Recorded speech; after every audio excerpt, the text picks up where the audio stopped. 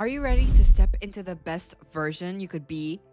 Because today you're going to learn about why you should start showing up positive, looking forward for change because it's full of opportunities and growth rather than fearing it, and why you should just stop being afraid of it and start embracing it as something that you can grow from. If you're ready to start learning the strategies, to start implementing those exact examples and frameworks, and a special challenge just for you, then make sure to listen to the end of the episode because this podcast will 100% answer all your questions, whether you're a team leader, a student, a CEO, whether you're just graduating from high school and going into university, or whether you're already high up that career ladder and are already in a big and important decision. Then it's even more pivotal for you to listen to this episode because you want to make sure you're not doing the things that can actually take you down. You want to leave room for growth and adapt your whole team to why change is something that's inevitable. And the more you stay in an industry, the more you're going to encounter it, which means the more you have to prepare for it. But before we begin, I just wanted to ask you a quick favor.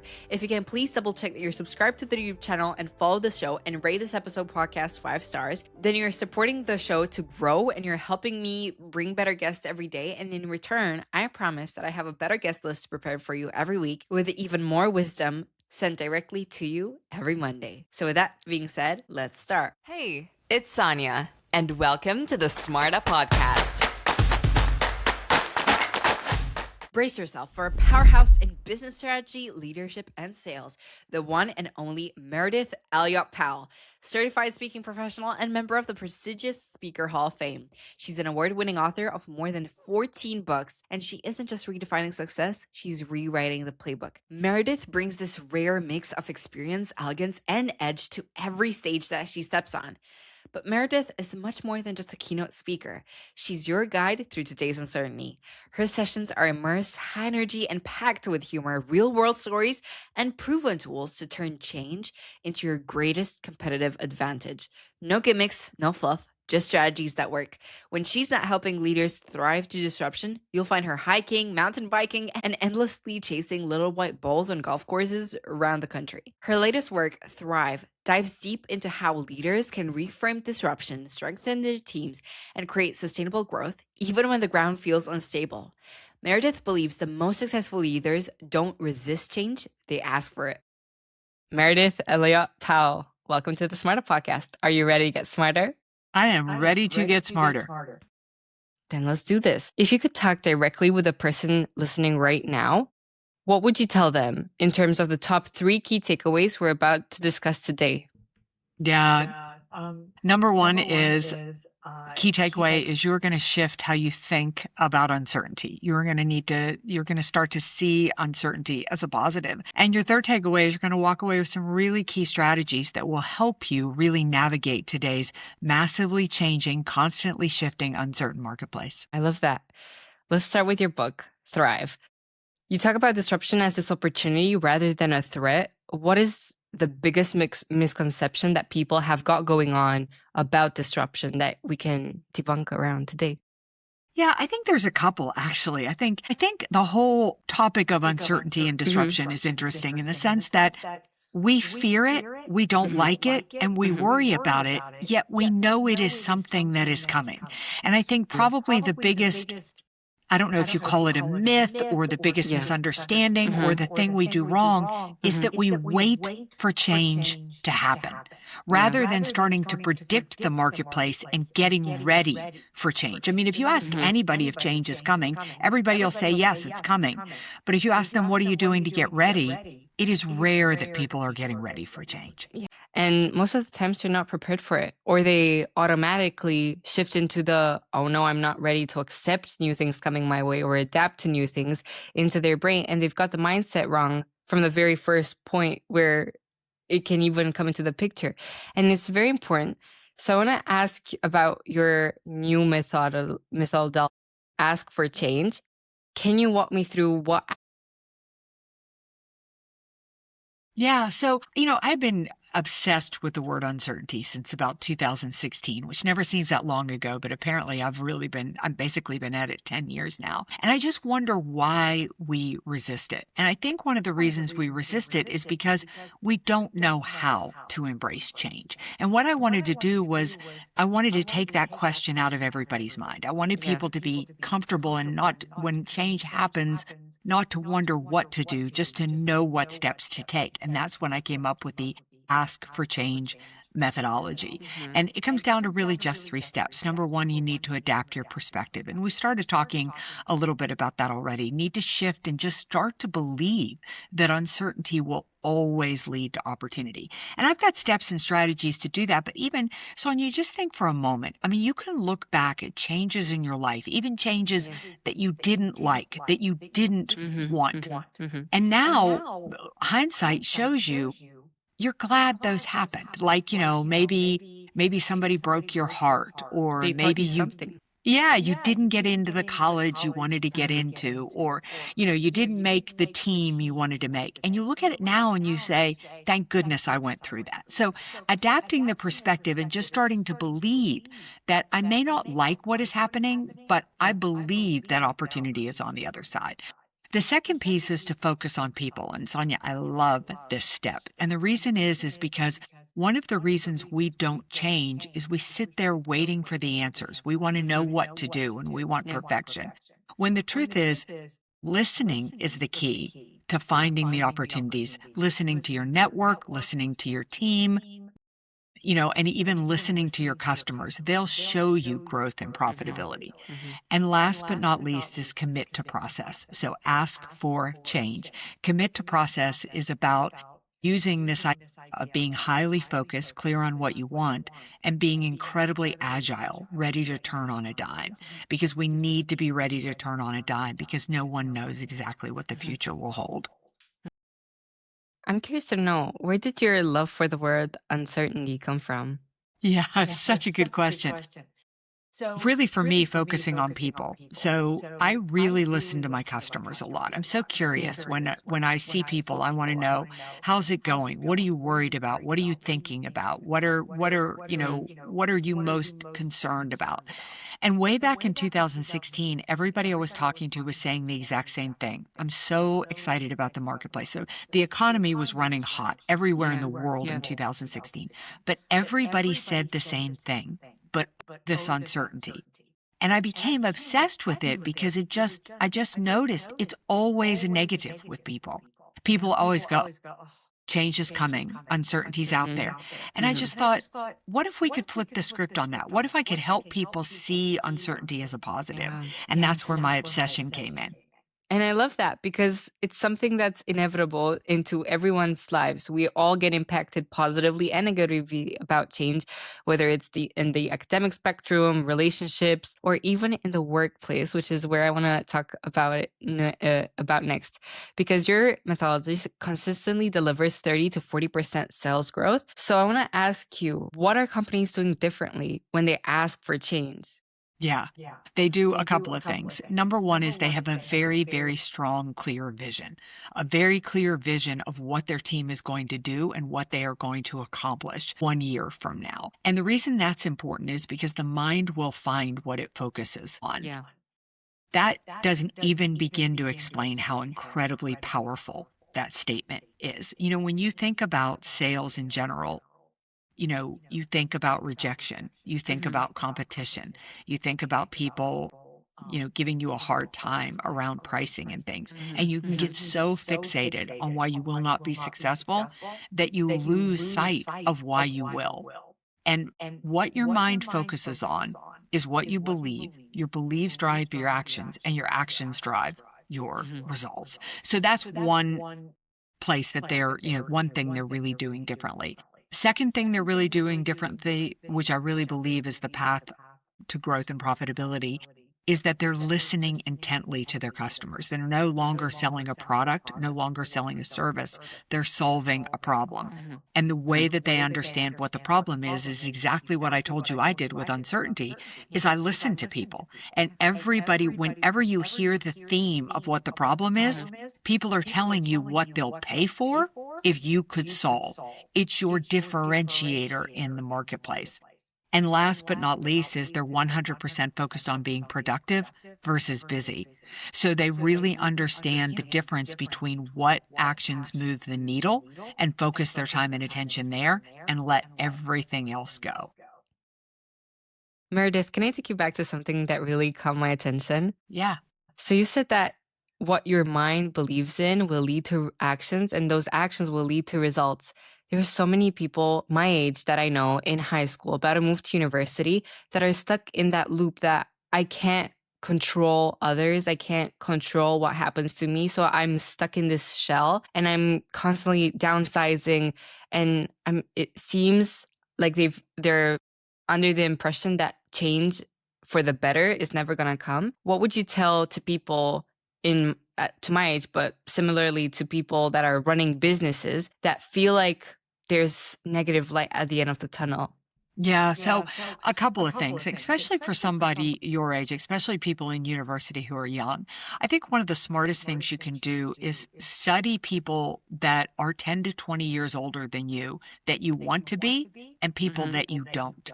I mean, I think it's really one of the, I just did this. Nobody ever told me to do it, but I've always had friends 10 to 15 years older than I am. And I've studied their lives and I've looked at people who are healthy, who are happy, and you learn from them. Right? The other is that what you'll learn from them is that they went through challenging times. They were sitting exactly where you were and did not think they would be able to figure it out. But the difference was they focused on what they could control and forgot about everything else. The second thing I would tell you is run you through one of my favorite exercises. I think it's important to get everything out of you that you worry about and that you fear. And so often I take my clients through just a brain dump. Tell me everything you're concerned about, everything you're worried about. There you are in university and you think, I'll never find a job. I don't know if I can keep my scholarship. I don't really have any friends. I mean, what if I never get a date? I'm never going to get married. I mean, your mind just starts spiraling. And so you get that all out and you divide it into two piles, what you can control and what you cannot control. And what you can control is a very tiny pile. It's usually no more than 3 or 4. I mean, if I were in university, I can control going to class. I can control how much I study. I can control getting good sleep and taking good care of myself. But what you learn is focus on what you can control and forget about everything else. And that is, I think that's the key to life and the key to success is your ability. It sounds so simple. It's just not easy.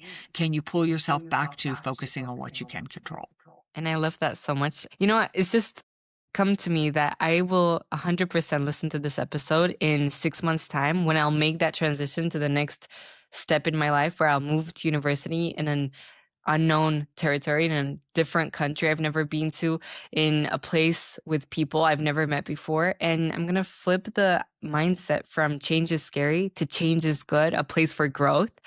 And with this, I want to tie it in to leaders and how they can embrace change, because it's often very different to the unexperienced people that feel intimidated by it. What would you say, Meredith, is the difference between managing change and leading through change?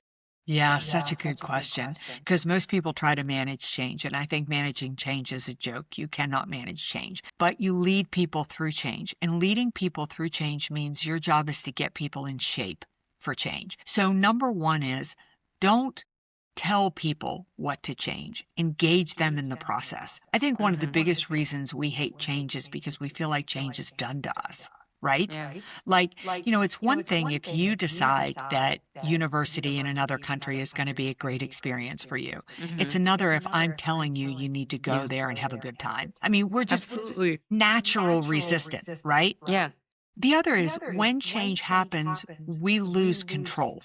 Right? Like, if the job market is tight, if we go somewhere where we don't know people, we feel out of control.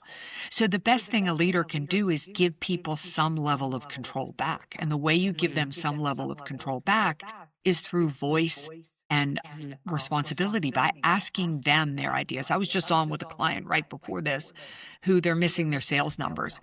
And I said, and he's like he's really under the gun from his CEO to get those back on track. And I said, what you need to do is get your business development team together and let's ask them how to turn the numbers around. Let's ask them for their thoughts and their ideas. Even if they don't have good ones, at least at least they feel part of the process. The other thing is you have to get the team talking about change a lot. So every couple of months in a meeting, just say, gosh, what do you see happening in society? How's our competition changing? What's going on with technology? What, if any of those changes, do you think we need to be expecting? Because the more you get the team talking about change, the more comfortable they'll be with it and the more they're going to expect they need to change. And I think in this way, it can translate into the world of relationships, both emotional, familial, and romantic, that you can't avoid how change impacts you or in what situation you'll find yourself in 10 months' time, but you can control the way you react, the way you behave, and the way you show up for some people. So with this, I want to take it into the world of you speaking back to the person listening, where if you had to lead a team that feels overwhelmed by this constant change, what would you do as the first 3 actions to get you back on track? Yeah, so change fatigue is real, right? And if you are a leader right now and you do not think that your team is burned out from change, then you're really missing a very important and critical part to success. So the very first thing that I would do is I would make sure that I not only had a vision for that team, but that my team knew the vision. So as a leader, I would be talking about the vision all the time. I would show up and I would say, I know it's challenging out there. I know we've got a lot on our plate. I know we have a lot coming. But remember, we're going to dominate the market. We're going to own it this year. And we're going to transform how our customers feel about whatever product or service we do. The second thing I would do is I would run them through the process of focusing what we can control and what we cannot control. And I would get them to say, really look, let's focus our time and our attention here. And then I would get them to focus on only the things that move the needle. People only have so much capacity. They could only do so much. So what are the high priority things that I need them to do in order to be successful? The beautiful thing about that, Sonia, too, is if I can shrink what people have to do, when they accomplish it, they'll get a sense of accomplishment. And that shoots motivation and energy into them, which increases their capacity. And then they can actually handle more. Can we do a challenge for the listener right now? I can tell you're very fond of taking all the things you can and can't control onto a piece of paper. And I think this can help anyone, regardless of their age and their position, to just take a pen and write down and the brain dump, everything that they've got going on, what they can and can't control, and then erase all the parts that are outside their control, and the things that remain, really focus all your energy on it. And by the end of the week, you'll be surprised to how much you can improve. I just think, especially as I'm going to go on, meet new people, it can get overwhelming at times. Yes. But if you introduce this small little exercise, you realize actually it's exciting. And what's the best that can happen instead of what's the worst that can happen. So Well, let's even take, we got on this podcast and you've got snow in your area. They're expecting more snow and you've got an early flight tomorrow. So we're worried about missing our flight. We're worried about the flight will be canceled. We're worried about snow. We're worried about the fact that, can I get another flight? So those are all the things that we're worried about. But the truth is, what you can control is you can leave for the airport early. If you can check to see, you could book a backup flight if that flight isn't going to work. You can let whomever is expecting you on the other end know that the weather. And see, when we go through this idea of what we can control, we go into motion. And the thing that calms anxiety is action, is when you take action. So uncertainty and change produce all of this anxiety. And so what you want to do is, rather than just sitting there spinning about the things that you can control, we take action. Like whenever I have a weak sales month, I don't have many things booked. The biggest thing I'll do is just start picking up the phone and making sales calls, because I can't do anything about the fact that I'm going to miss my sales number now, but I could make calls, and calls make me feel in control. That calms my anxiety. That makes me feel better. So that's what you want to do. That's the purpose of that exercise. So I love the idea of giving people a challenge. What is anything you're worried about? Worried about keeping your job, worried about the fact of how your kid is doing in school, worried about the fact of your aging parents. I don't know what it is. Dump it all out. Get it out of your body and then divide it into what you can control and what you can't. Yeah, go for it. Let's make some magic for what's about to come. And I want to come back to your book, Thrive. Yeah. As you talk about disruption as this opportunity rather than a threat, I want to ask you, Meridith, what's the biggest misconceptions that leaders can have about disruption right now, just as I've had with this note?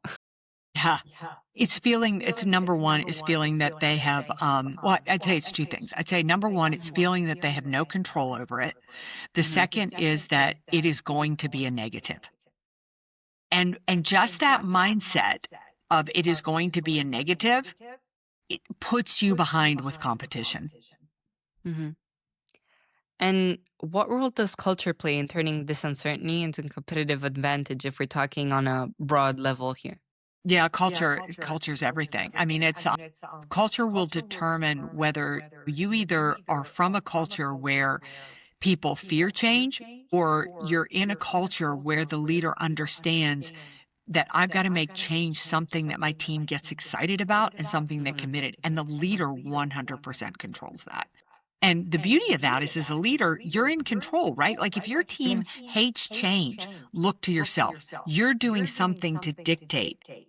So you have the power to change that, to move it around. But culture is everything. Imagine, Sonia, you and I work in a place where every single quarter our boss brings us in and says, let's talk about how we see the marketplace changing, how we things shifting. We're going to be in a culture that we expect the fact that we're not going to be doing the same thing 3 months from now, right? So change becomes normal to us. And that's all culture setting that up. There's a lot of fear that can also occur in this. Whether we're talking about fear of loss, failure, maybe your sales are dropping, or this instability that we can find ourselves for a prolonged time in, how do leaders in these situations can transform it into productive energy? Yeah. So number one is you need to reframe failure. We use a method in my company called Test Fast. And the way that it works is, so we have an idea, like we need to open a new market or we want to launch a new product. We just decide what we want to do and then we throw the idea out there. We're going to throw this product out there. And the second step is to evaluate it. How did it do? Well, how is our idea working? Is it a good idea? Is it not an idea? What did we like about it? What didn't we like about it? And then the third piece is to scale it at that point, is to take what we liked about it and continue to do it, and then make any continual changes we need to. And last but not least, tweak it. But the idea is that when you put something out in a test fast market, you expect failure. You expect it. And failure is part of growth. It's part of the process. And you've got to shift the mindset around that. So little things you could do is you can celebrate failure. Like Sonia threw an idea out there, completely fell on its face, but now we have the idea so that now it's going to spark this idea. So you reframe failure as part of the journey and part of the process and get the team to make decisions. One of the biggest things I'm seeing right now are decision-making slowing down at a time when decision-making needs to speed up, right? Yeah. And the reason it's slowing down is people are afraid to make a decision. They're afraid to be wrong. You have to change that. And you can do that simply by recognizing it, rewarding it, and calling it out. One of the fastest growing companies I've seen right now is Flight Story, owned by Stephen Bartlett. And he's got this whole notion up of what if you're only 30 failures away from your dream outcome, your dream goal? And he set up his whole team on the whole notion of fail fast. And as soon as you see something working, implementing it. And for one new episode that they come out, they test 100 different storylines, 100 different thumbnails. And they pick the best one. So it's a mix of failing and effort and seeing how many of those don't end up as anomalies, and just a simple science test taking you back into school. It's all about how many failures are you away from succeeding. And I'm not scared of failure. I find it exhilarating because there's always something new that's going to push you forward then. Yes. And in this, I want to shift into the idea of leadership behavior, particularly in one that builds trust during uncertain times. If you have any examples that you can talk to me about previous clients in this situation or not. Around leadership failure? Around building trust during uncertain times, how companies maybe have implemented this test fast framework. Yeah. So, I've got one that we just did with a company, huge healthcare company, and they're growing like crazy. I mean, they're on track to become $1 billion company, and it happened really quickly. It happened in like 7 years, and we needed new training and development and onboarding for people because we were moving people into the company so fast. It was growing. And we needed to hire a learning and development person. We needed to get a structure in place, but who in the heck has time for that? So all we did was bring together a task force, just a small group of people, and said, basically, what we need you to do, we're going to pick 3 areas: onboarding, we're going to pick sales training, and we're going to pick systems and processes. Can you develop a training program for us? And this group put together a little training program. They threw the training program out there, brought the next group of new hires, walked them through the training program. Some of it was good, some of it was awful. We made tweaks to it by engaging those people who'd gone through the process and asked them to make changes to it. And tweaked it, like tried it again, tweaked it, tried it again, went through it. We went through 4 or 5 iterations, and by the time we brought on the learning and development person, she had a program in place ready to scale. We expected 18 months for her to get up and running. She was up and running in 7.5. So the whole idea was the training perfect when we put it out there? Absolutely not. But it was better. At least we were moving forward. And people were excited. And nobody cared. When the feedback came back that some of the training was bad, everybody was okay with it. Yeah. Would you say it's better to fear overnight change or sustainable growth? I think that it's better to fear. I don't think you should ever have overnight change. I would fear overnight change. That would tell me that the group isn't ready. And I get it. Overnight change can happen, right? Like your competitor can go out of business, something can happen to your CEO. But the point is, your mind's already trained for the fact that shift and change can happen. So when you say overnight change, I'm thinking that change comes out of nowhere, that I'm completely unexpected. But see, when we're conditioned for change, even though we don't know what the change is, we expect change to come. So we're not shocked. And I would like to pass you on now, Meridith, to the SMARTA Podcast traditions. What do you say? Yes, that sounds great. Great. I've got 4 questions for you. The first one is a tradition that we have here where I ask my last guest to leave a question for the next one. And so the question I've got left over for you is, what would be the one advice or steps someone could talk to rebuild momentum when motivation fails? Number one is really get yourself around people that motivate you, that believe in you, that encourage you. Number 2, write your vision down and read it 3 times a day. And number 3, I would say take some form of action, do something, forward movement. My second question leads you back in time to when you were my age at 18. And if you had to pick one advice that can lead you through to present moment, what would you wish you could tell your 18-year-old self? Build your network. It will change your life. Relationships are everything. And I read this book once from Harvard Business Review. It's called Smarter Networking. And it said that your network is worth more than your net worth. So and true. I love that quote so much. It's so true. And people rise you up, people support you and share your values, and they get you to where you can end up in success. My third question is all around the world of books. And if you had to pick 2 books that completely change your perspective through which you view life, which ones would they be? Yeah, number 1 would be How to Win Friends and Influence People. Yeah. By Dale Carnegie. That book completely transformed and really changed my life. The second one was Atomic Habits. Mm-hmm. I think I really fundamentally somewhere understood Atomic Habits, but that one really made a huge difference for me. And Meridith, I started the podcast with you talking directly with the person listening. I want to end it in the same way. So if you had an end message or a key idea that you wanted to leave the person listening with, what would it be? To trust the journey.